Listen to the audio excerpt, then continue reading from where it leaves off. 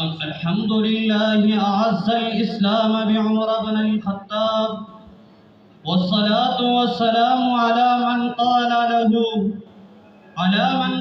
له إن الشيطان لا يخاف منك يا عمر. فقد قال الله تبارك وتعالى: أما بعد فأعوذ بالله من الشيطان الرجيم. بسم الله الرحمن الرحيم. ثم أورثنا الكتاب الذين اصطفينا من عبادنا.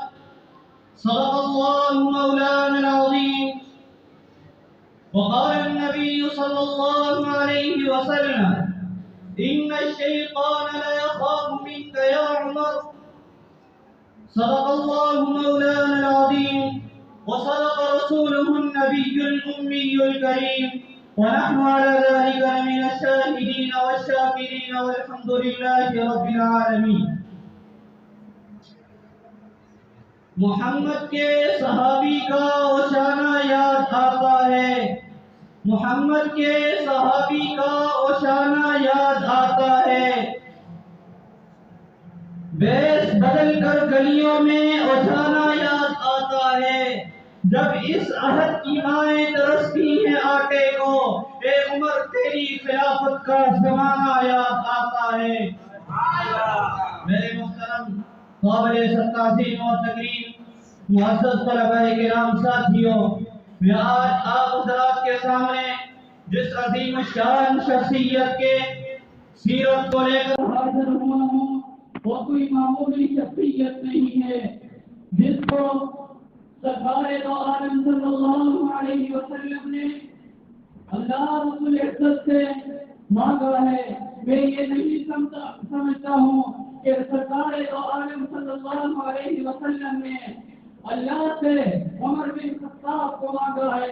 میں یہ سمجھتا ہوں کہ سرکار دو عالم صلی اللہ علیہ وسلم نے اللہ الغیوب ذات سے اسلام کی عزت کو مانگا ہے۔ سرکار دو عالم صلی اللہ علیہ وسلم فرماتے ہیں: اللہم اعز الاسلام باحد العمرین۔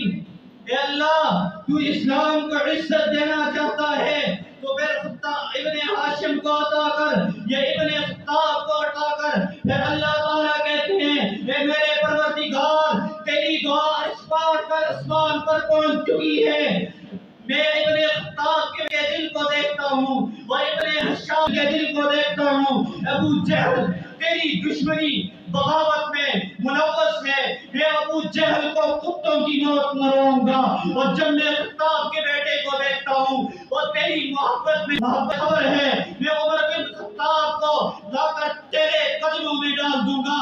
صرف قدموں میں نہیں ڈالوں گا، اس کے ذریعے سے کعبہ کا دروازہ کھلوا دوں گا۔ صرف کعبہ کا دروازہ نہیں کھلواؤں گا، اس کے ذریعے سے اسلام کا پرچم دنیا عالم میں لہرا دوں گا۔ پھر شاعر نے کیا خوب کہا: جو در کعبے کا کھلوائے اسے فاروق کہتے ہیں، جو رب کا دین منوائے اسے فاروق کہتے ہیں، جس کے حکم کو مانا ہواؤں نے سمندروں نے اسے فاروق کہتے ہیں، جس نے خشک دریا چلائے اسے فاروق کہتے ہیں۔ سامعین محترم، علام الغیوب ذات کو اس بات کا پتہ تھا کہ کبھی حیدرآباد میں، کبھی کراچی کھوکریار میں حضرت عمر کی گستاخی کا ارتکاب ہوگا۔ علام الغیوب ذات نے کہا: کر رہا لکم الکفر والفسوق والعصیان۔ کفر، فسق اور عصیان ایک ساتھ متصف تو ہو سکتے ہیں، لیکن علام الغیوب ذات کہتے ہیں عمر فاروق جس جماعت سے تعلق رکھتے ہیں اس جماعت کو ان سب چیزوں سے ہم نے محفوظ کر دیا ہے۔ شاعر نے کیا خوب نقشہ کھینچا ہے۔ کچھ لوگ کہتے ہیں خام ہے صحابہ کی ایمان میں، کچھ لوگ کہتے ہیں خام ہے صحابہ کی ایمان میں۔ ارے تنقید مت کر، تو دیکھ صحابہ کا ایمان قرآن میں۔ سامعین محترم، عمر فاروق کو عظیم شخصیت ہے جس کی سیرت کو الفاظ میں قید کرنا سمندر کو کوزے کے میں بند کرنے کے مترادف ہے، بھلا اس شخصیت کے سیرت کو الفاظ میں قید کرنا سمندر کو کوزے میں بند کرنے کے مترادف کیوں ہے؟ کیونکہ یہ وہی شخص ہے جس کو اسلام کے باغبان نے اسلام کی تزئین گلشن کے لیے خالق گلشن سے مانگا تھا۔ جب میں عمر فاروق رضی اللہ تعالی عنہ کی سیرت پر اپنی نظریں دوڑاتا ہوں تو مجھے حضرت عمر رضی اللہ تعالی عنہ کا عدلانہ نظام اعدلوا اقرب للتقوی کا مفہوم سمجھ میں آتا ہے جب روس کی سلطنت پہ اسلامی جھنڈا لہرتا ہوا دیکھتا ہوں۔ الف لام میم غلبت الروم کی تفسیر سامنے سمجھ میں آتی ہے۔ عمر بن خطاب کی 22 سال مرتبین پر حکومت کو دیکھتا ہوں۔ لَيَسْتَخْلِفَنَّكُمْ فِي الْأَرْضِ كَمَا اسْتَخْلَفَ الَّذِينَ کا معنی سمجھ میں آتا ہے۔ حضرت عمر کے موافقات کو دیکھتا ہوں تو ہر آیت حضرت عمر کی سیرت کو چار ستان لگاتی ہوئی نظر آتی ہے۔ ہذا بہتان عظیم میں حضرت عمر کی الفت سمجھ میں آتی ہے تو انما الحمل والمیسر والانصار میں حضرت عمر کی محررات سے نفرت حیا رہتی نظر آتی ہے۔ میرے محترم دوستو، جب میں حضرت عمر فاروق کی سیرت کو اچھا کرنا شروع کرتا ہوں تو مجھے حضرت عمر فاروق رضی اللہ تعالی عنہ کی سیرت کو اچھا کرنا شروع کرتا ہوں۔ یاد رکھ جاتا ہوں عمر فاروق رضی اللہ تعالی عنہ ایسا حکمران ہے جس کا روب و دبدبہ کیسر و کسرا پر ہے۔ بڑے بڑے حکمران اپنے ہمیں عاجزی کا ایسا عالم ہے، عاجزی کا ایسا عالم ہے کہ کپڑے پہننے لگے ہوئے پہنے ہوئے ہیں۔ صالحین کی ایسی مثال ہے ہاتھوں کو گلیاں پر پھیلا دیتا ہوا نظر آتا ہے۔ امریکی عیسائی کی کتاب ریڈ ہینڈ کو دیکھتا ہوں، اس میں حضرت عمر فاروق کو تاریخ کا بے مثال شخصیت قرار دیتا ہے۔